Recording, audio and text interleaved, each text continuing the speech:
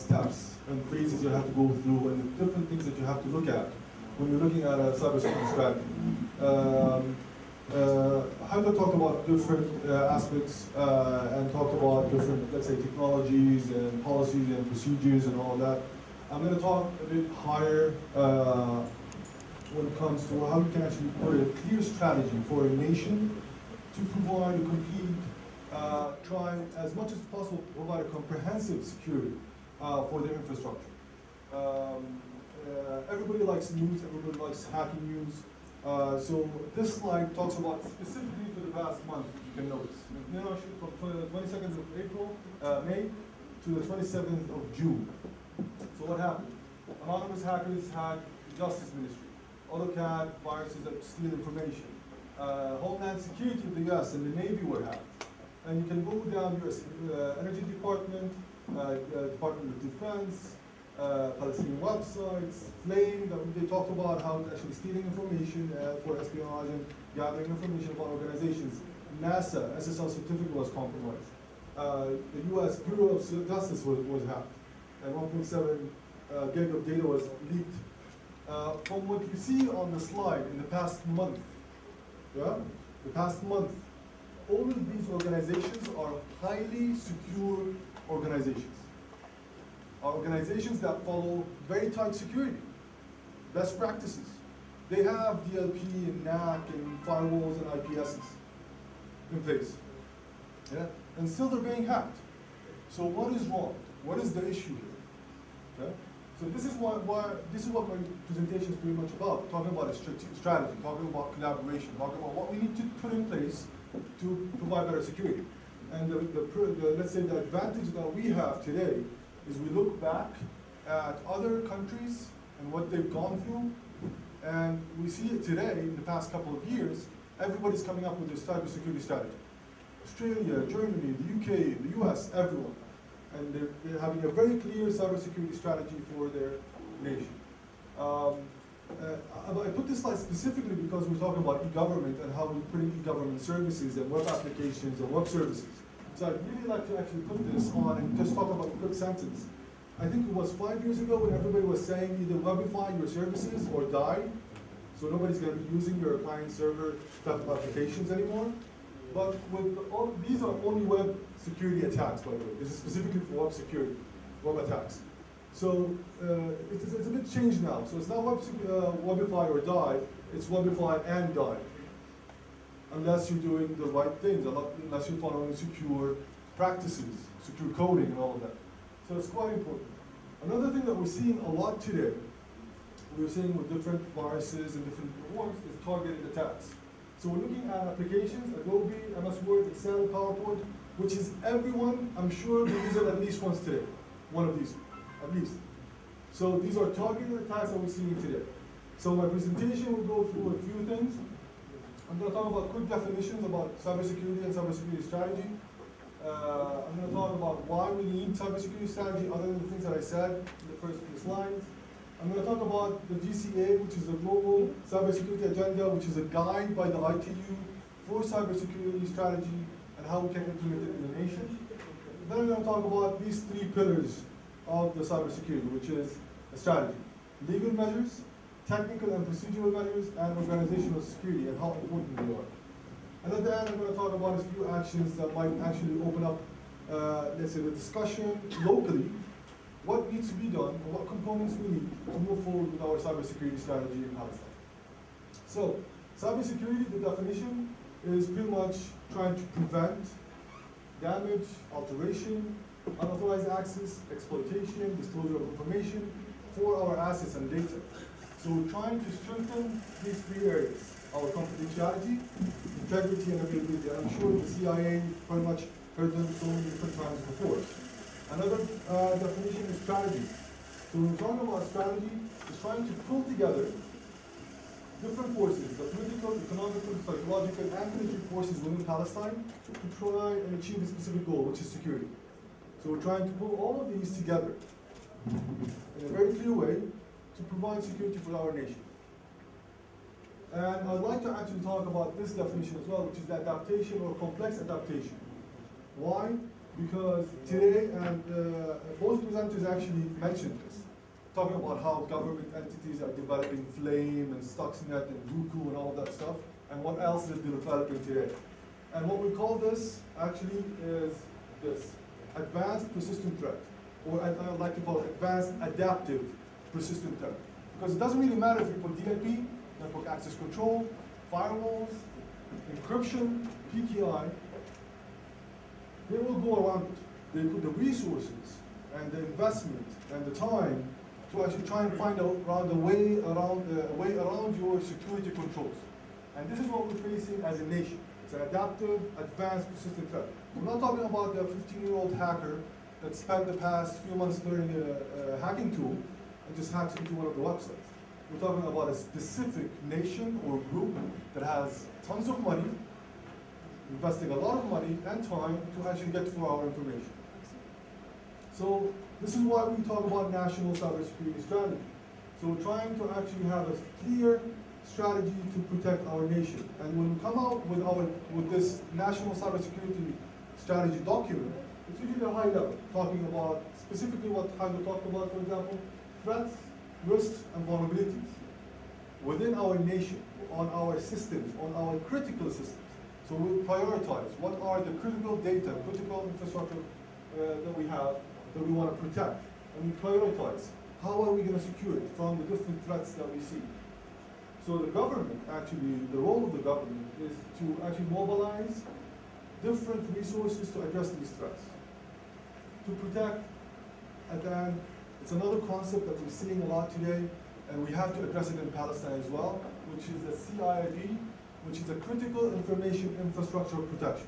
So we're trying to protect our critical infrastructure.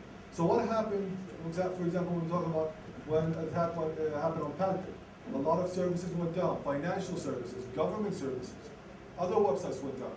And that's why we talk about, for example, the telco is part of our critical infrastructure. Government services, e-government. We're going to put e-government services up, great. Can we protect them? And if they go down, is there a backup? Is there a clear way to actually protect our infrastructure? Communication, like Pat did and the different ISPs and backbones that we have, the PICs. Now we have the PICs out. Are we looking at the security and the threats on our PICs itself? This is another issue. Financial services, the banking sector. How is the banking sector protecting our interests? Health, water. For the health services, a few years back, I think it was in the States actually, a hacker got into one of the hospitals and changed blood types in the systems. They actually found out in the same day, so no operations happened afterwards, but if it would happen, people would have died. Water, power, broadcast. Our news, for example, if an attack happens, if all of our websites and news channels go down, how are the citizens going to find out what to do and what's going on? So it's extremely important to look at our critical information infrastructure protection. Why cybersecurity? I'm going to go quickly through these slides. I'm not going to go into details, but I think you can actually get the slides later. But one of the major issues in our national security, we want to make sure that our military, our forces, can actually have the infrastructure and use the cyberspace to protect our nation. This is one of the major issues. Another issue is the economy. Unless we protect our data, our services, now we don't have e-commerce that much in Palestine, but soon we will. Soon we will have e-commerce websites. We will have more business happening on cyberspace. So we have to make sure to protect that. We have to protect our intellectual property. We have companies, innovative companies in Palestine now, creating intellectual property. Can we protect those? Are we protecting those? This is another area. So it creates actually a global customer base for our local companies. So this is another issue. Governance, when it comes to e-government, we want to make sure that our citizens that rely on these e-government services and on the ICT sector, that they are actually getting reliable, secure, and efficient services. And then the social. People don't like this sentence in the middle here, but we want to actually moderate a negative impact of ICT on our social society. So, for example, block content on the internet that may deem unacceptable. So people start saying, no, this is censorship. But we're not talking about censorship here. We're talking about actually focusing on the vulnerable groups, on the children, on the elderly, and people that actually might be attacked by other, let's say, organizations and countries.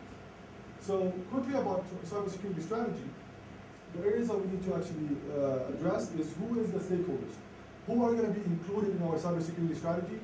The government, the telcos, the enterprises, the financial sector, the small business, the cloud. So we might have cloud services. So we want to make sure that these people understand their roles and responsibilities and how they're going to implement security and collaborate.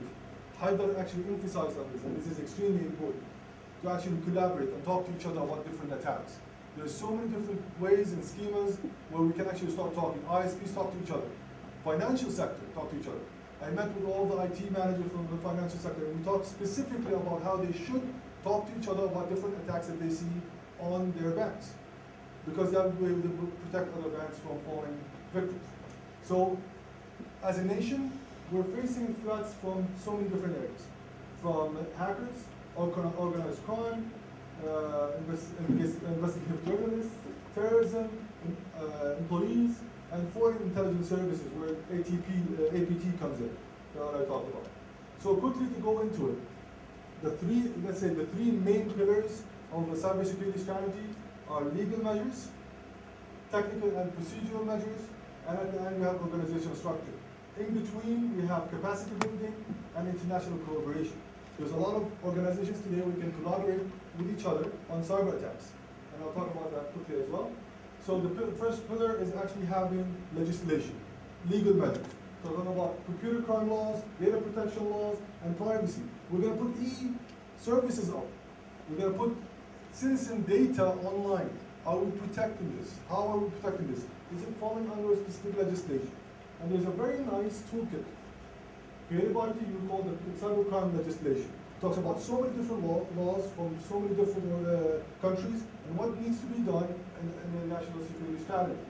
When we talk about technical and procedural measures, the second pillar, we look at services offered by the e-government or anybody else versus security, ease of use versus security, cost of security versus loss of that data. That's a very important area. And that goes all into what Haider actually talked about as well, policies, procedures, standards, a complete national cybersecurity standard for our infrastructure. The ITU as well has that very clearly in some of the documents. So this is just a quick example when we talk about the different threats and we prioritize your protection. We talk about risk management and risk assessment and looking at the priority of protection as well. Some of the technical and procedural measures, some of you will actually notice that this is pretty much the list from ISO 27001 as a specific standard. Becoming a new factor today. Another example, just a quick example, from the standard and from the technical and procedural measures that you should put in place is classification. How can we today, any organizations today in this room, can decide which information should they protect without classification? How do you know which information is important? How do you know? So unless you do categorization of your assets and information and classification, you're going to be investing a lot of money in the wrong places and end up compromised as well. So quickly, some of the other areas, policy management, access management, security communication, depth security, defense in depth. I'm just going to talk quickly about this specific point. I'll take an extra minute, which is defense in depth is pretty much our best option. So we're trying to actually have different layers of security for our important assets. And another concept that is not talked about a lot, which is defense in breadth. We want to make sure that our security that we implement in different areas integrate. Yeah? It's not like applying a firewall, intrusion prevention system, network access control, and DLP, and encryption, and they don't talk to each other. Standalone system does not work. You will find vulnerabilities in places, like the doctor said, you'll find a way around it. So unless you have an integration, complete integration, and comprehensive security, you won't stand a chance.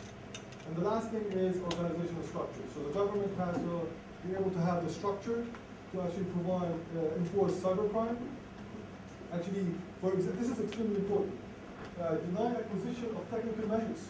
Does the government today tell you that you should not buy 1, 2, 3, 4, 5, 6 because it might cause, let's say, it has maybe backdoors, or developed by, let's say, certain groups and people? Formulate and defend cybersecurity positions in international discussions, participate with international bodies like IMPACT, which is based in Malaysia, where they have a cybersecurity SOC center, security operations center, that they coordinate, I think, with 30 different states.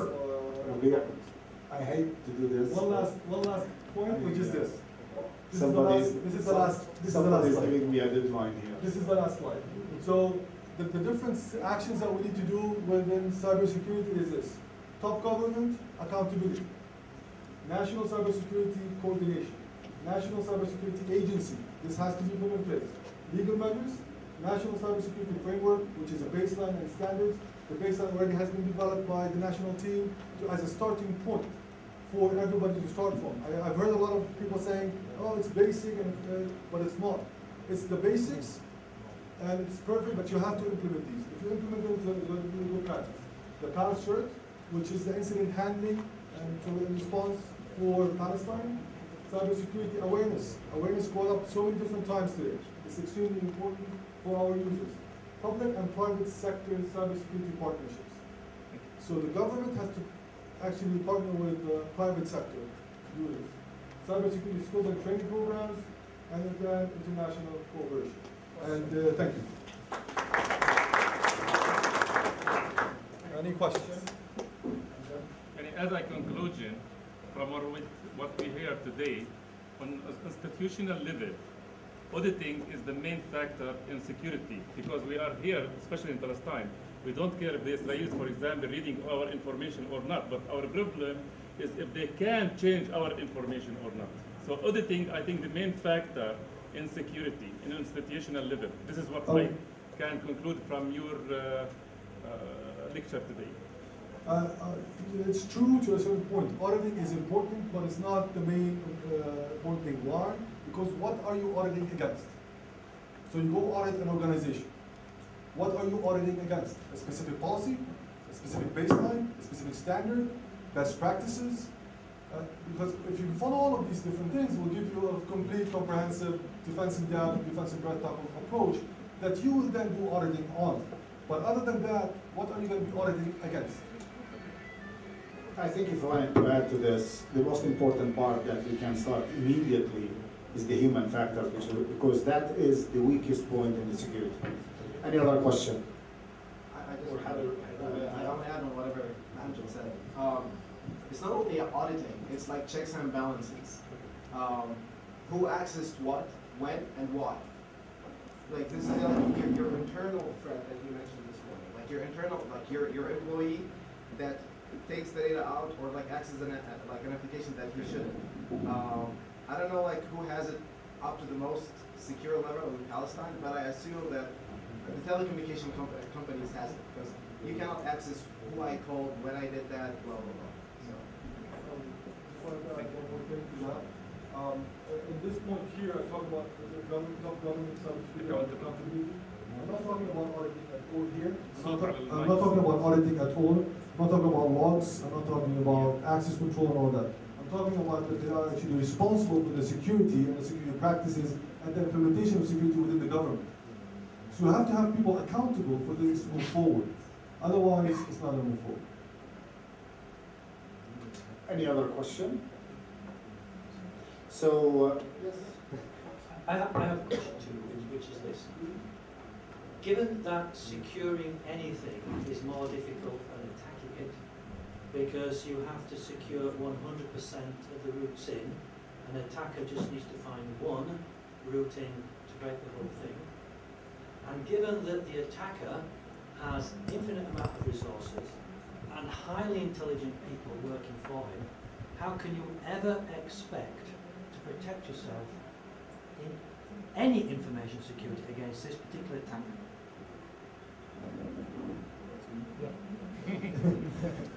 Okay. Now, we all understand that, and we talk about how people have infinite resources to try and attack our organization.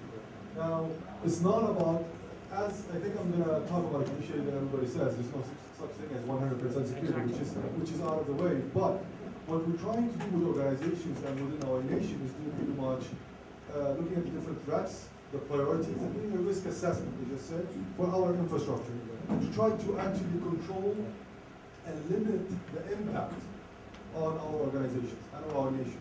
We're not saying we're going to provide 100% security. There's no such thing.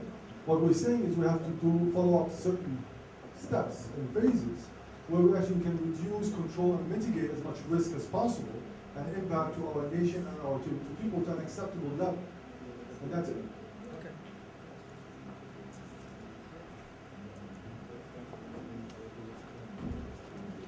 Yeah. Okay. Well, in conclusion, I think if anything comes out of this discussion, yes, security is very important, not only for the individual level, organizational level, but also at the national level as well. The issues at stake are actually very high. We could be fortunate or disfortunate by the fact that we are neighbors of one of the considered highly qualified nations on earth in terms of the security measures and attacks. So while we could be fortunate because that will give us more urge to actually learn and protect ourselves, and could be disfortunate if we were subject to malicious attacks, which we were, unfortunately. I wanted to again stress the importance of the human factor, because I think that's a very fundamental change in behavior. And what is well known as the social engineering is one of the most important factors for actually exploiting the security weakness. Social engineering means if I know your name, your path, your date of birth, your phone number, your ID, your favorite color, and so on and so forth, all of this, which is can be acquired now from Facebook or whatever it is, I can immediately start to guess what is your password would be like, and so on and so forth. So I wanted to emphasize the human factor, because it's actually in all organizations, no matter what the strength of the infrastructure is, the human factor is the weakest part. So there is something need to be taken into consideration, especially in our culture, because sometimes it is good to actually exaggerate and share some information. And the last thing I wanted to say, that encryption does not necessarily mean a full security or security. So if you have encryption, doesn't mean that you probably have security. There are so many different factors that need to be actually put in place in order to guarantee security, and there is nothing called 100% security, but 50% security is better than 0. Thank you all, and we'll see you in the last session in the main hall.